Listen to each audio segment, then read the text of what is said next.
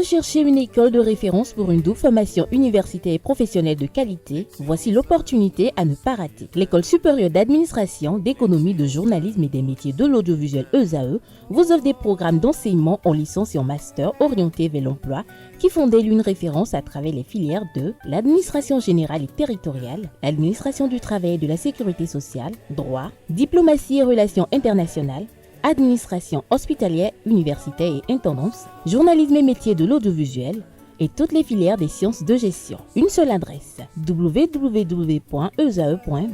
Rendez-vous dès maintenant sur nos campus ESAE Bedjromende au numéro 90 93 65 21 ou au numéro 98 98 14 00. Paracourt sur le numéro 52 46 12 12.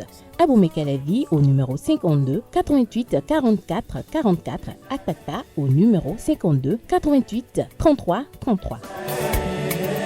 ESAE, l'excellence a un nom. Bonjour à nouveau, chers internautes. Bonjour à nouveau, Abdelkader. Bonjour à nouveau, Atifa. La pleine forme. Ça va, la pleine forme. Vous avez un beau sourire ce matin. Ah oui, parce que la citation nous recommande cela. Nous recommande cela. Voilà. Alors, allez-y. Alors, la citation ce matin, chers amis internautes, elle dit ceci. Chaque jour est précieux, chaque heure est unique, chaque minute est un cadeau, chaque seconde est à saisir. Personne ne sait quand notre dernière heure arrivera et pourtant, nous vivons notre vie comme si elle était éternelle. Combien de temps avons-nous perdu à ne pas suivre notre cœur, nos envies, nos passions et nos rêves? Beaucoup pensent que plus tard, ils vont vivre leur vie, le week-end prochain, les vacances prochaines, ou quand ils auront le courage de faire quelque chose, mais plus tard n'arrive souvent jamais. Parfois, il vaut mieux être insouciant du futur pour vivre dans le présent et profiter à fond de la vie dans la plénitude de ses délices et jouissances que de vivre pour un futur hypothétique et passer à côté du présent. L'une des arnaques de cette vie, c'est qu'on pense très souvent qu'en étant prévoyant, on a une longueur d'avance et que l'on se garantit un futur radieux. Une illusion car on ne contrôle pas en réalité son futur. Seule la Providence en a le dernier mot car c'est elle qui approuve et récompense nos efforts physiques et spirituels. Je ne dis pas ce matin de ne pas être prévoyant, mais ayez constamment à l'esprit que le futur est toujours chargé d'incertitudes, alors arrêtez de procrastiner sur vos plaisirs. Merci à vous, Abdelkader Chiro, pour cette pensée. J'ai quand même retenu une phrase dans votre citation du jour, c'est qu'il faut prendre la vie, il faut parfois être insouciant de la vie. Est-ce que c'est pas une façon aussi de laisser passer les belles opportunités et des bonnes occasions pour pouvoir se construire ou assurer un avenir meilleur? Vous savez, lorsque nous vivons dans ce monde-là et que l'on se réveille un beau matin et que l'on apprend que une jeune fille de 22 ans qui était prise d'ambition, qui avait quand même une bonne feuille de route de vie et qui était inspirante par la vie pour une raison ou une autre, et que l'on se réveille le jour lendemain, le jour suivant également, qu'on apprend que de talentueuses personnes nous quittent de façon brusque et que dans la semaine qui suit encore, on apprend encore d'autres décès. On se demande parfois pourquoi nous vivons. Pourquoi nous faisons des économies? Pourquoi? À des moments donnés, vous savez, pour pouvoir faire certaines choses, on est obligé de se priver de plaisir pour le faire. Et je me demande parfois, est-ce que lorsqu'on se prive ces plaisirs-là pour construire ce futur que je caricature aujourd'hui d'hypothétique, est-ce que nous y arriverons enfin?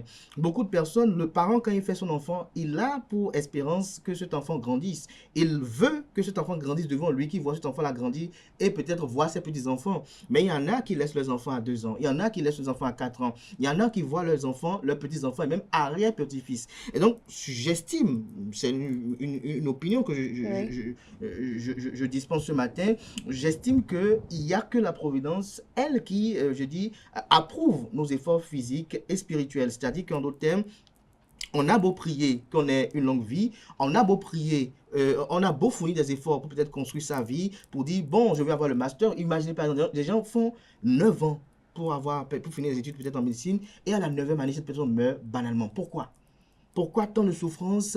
Pourquoi tant déchinement pour ça. Des gens vont à l'école jusqu'à ce que... Vous savez, c'est pour ça que chez nous, j'aime bien la culture yoruba parce que dans cette culture, il y a toutes les formes de prière. On dit parfois que quand mon iyam que j'ai mis au feu, et je crois que le professeur vous a caricaturé ici que l'iyam représente l'homme, mon iyam que j'ai mis au feu lorsqu'il est cuit, il ne faudrait pas qu'il brûle après. C'est-à-dire quoi? Il ne faudrait pas que l'enfant sur lequel les parents consentent tant d'efforts et qu'au moment où l'enfant là devient quelque chose dans la société et doit peut-être être honorable ou doit refléter quand même l'honorabilité de ses parents là, que ça ne fera pas de façon brusque. Donc, je pense qu'à des moments donnés aussi, il faut vivre et faire croire à la providence que bon, on ne se soucie pas vraiment du lendemain, quand bien même, ça ne veut pas dire que lorsque je gagne mon salaire de 60 000 francs, le jour où je prends mon salaire, il faut tout bouffer. Ouais, il y a même cette vidéo que nous voyons sur les réseaux sociaux où ce célèbre comédien béninois et Pipi Obaro avait dit il faut tout bouffer, il faut tout bouffer, il faut tout bouffer. Non, oui. Mais quand même, il faut quand même prendre du temps. Vous savez, on est le week-end par exemple, de ce soir,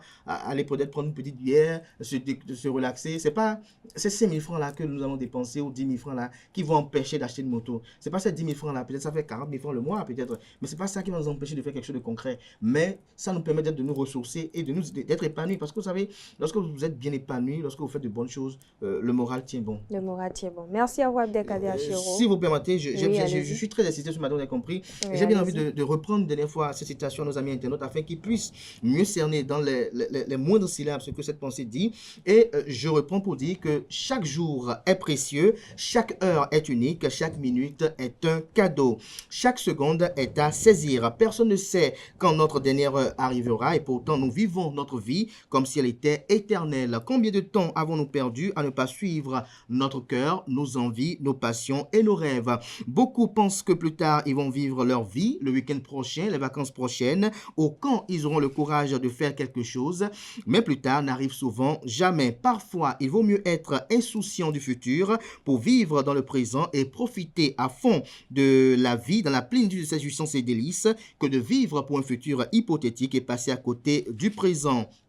L'une des anarques de cette vie, c'est qu'on pense très souvent qu'en étant prévoyant, on a une longueur d'avance et que l'on se garantit un futur radieux, une illusion, car on ne contrôle pas en réalité son futur. Seule la Providence en a le dernier mot, car c'est elle qui approuve et récompense nos efforts physiques et spirituels. Je ne dis pas ce matin de ne pas être prévoyant, mais gardez constamment à l'esprit que le futur est toujours chargé d'incertitudes, alors arrêtez de procrastiner sur vos plaisirs.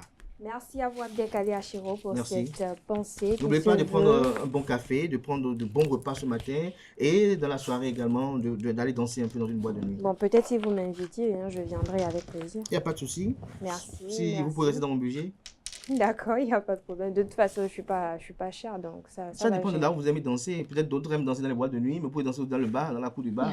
On verra avec bien. le DJ. On verra bien. Merci à vous, Abdelkader Achiro. Je crois que nos amis internautes en ont pris bien note. Voilà. Chers internautes, à présent, je vais convier en plateau Quentin Amoussou et Mouhidine Lawani, respectivement, pour le bulletin matinal d'information et la page Sport.